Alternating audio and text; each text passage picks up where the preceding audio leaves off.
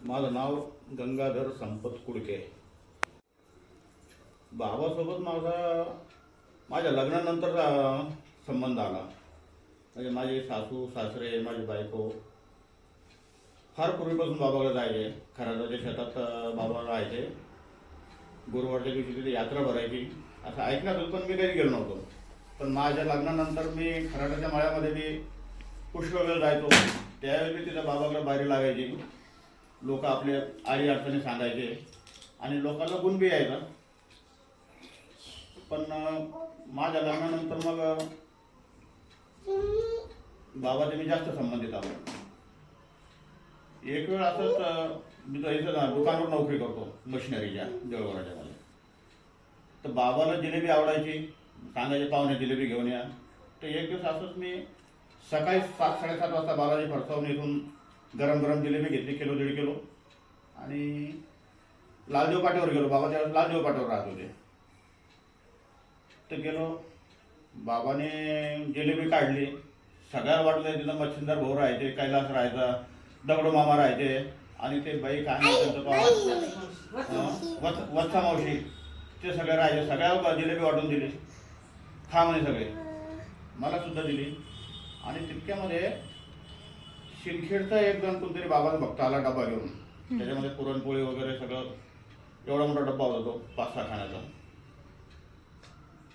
तर मग थोडं थांबलो मी, कारण मला दुकानावर राहायचं होतं. तर बाबा म्हणे पाहुणे जाऊ नका म्हणे, आपल्याला तुम्हाला आज तीर्थस्थळ नेतो म्हणे. मी म्हटलं बाबा मी काही दुकानात सांगून आलो नाही, काय नाही. मला मालक बोलतील उद्या कुठे गेलता म्हणून. काय नाही म्हणे बोलत, मालक बोलत आपण पाहून घेऊ म्हणे. आता हे डब्बा आला म्हणे, आपण जेवण करू म्हणे सगळे. तर त्यावेळेस मला बाबाच्या हातानं स्वतः पुरणपोळी दूध वगैरे सगळं मला स्वतःच बाबाच्या हातानं मला वाढून दिलं. आणि मला जेवायला मला पिंपळनेरचे पाहुणेच म्हणायचे बाबा. मला नावाने कधीच त्यांनी आवाज दिला नाही, नावाने बोलले बी नाही. मला पिंपळनेरचे पाहुणेच म्हणायचे, पाहुणे जेवा म्हणे तुम्ही. आता गाडीत मी थोड्या वेळानं आपण गाडीत बसून मग घेऊन जातो म्हणजे तीर्थ करायला. तर मग बाबानं वाढून दिलं. मग आम्ही जेवण वगैरे केलं. तितक्या टेंभूर नेऊन गाडी आली. मग आम्ही मच्छिंदर भाऊ, कैलास, दगडू मामा, मी, बाबा असे सोबत सगळे गेलो. तर गेलो कुठं गेलो, टेंभुर्णी, जाफराबाद, माहोरा, आणि माहोराहून धाड मार्गे आम्हाला बाबांना जायच्या देवाला नेलं. पण जाताना माहोरच्या समोर गेल्यावर एका झाडावर काहीतरी वनस्पती होती. तर म्हणे दगडूबा ती वनस्पती आण म्हणे तोडून. दगडू मामा, मच्छिंदर, आम्ही जवळपास एक पोतभर वनस्पती तोडून आणली. पिवळ्या रंगाची वेल होती काहीतरी, त्यावर वेल नव्हते, वेगळीच कोणती तरी वनस्पती होती. मग ते पोतं भरून वनस्पती ते तोडून आणली, गाडीत मागे ठेवली. क्रॅश गाडी होती 4 चाकी. तिथून मग समोर धाडवरून समोर निघताना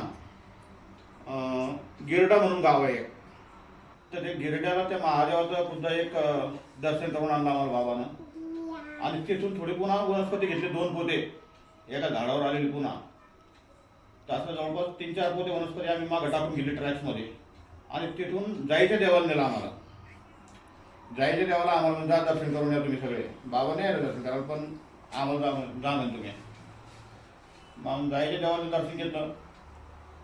तिथून पुन्हा माहोरा मार्ग जाफराहून मग ते वनस्पती सगळे खराटाच्या मळ्यात तिथं ते म्हणून काढून ठेवली. तिथून मग पुन्हा आलो लालदेव पाटीवर. बाबा उतरले. त्या ड्रायव्हरला सांगितलं म्हणजे पाहुण्याला नेऊन सोड म्हणजे बस स्टँडपर्यंत, कारण माझी सायकल बस स्टँडवर होती. माझं सायकल होती त्यावेळेस.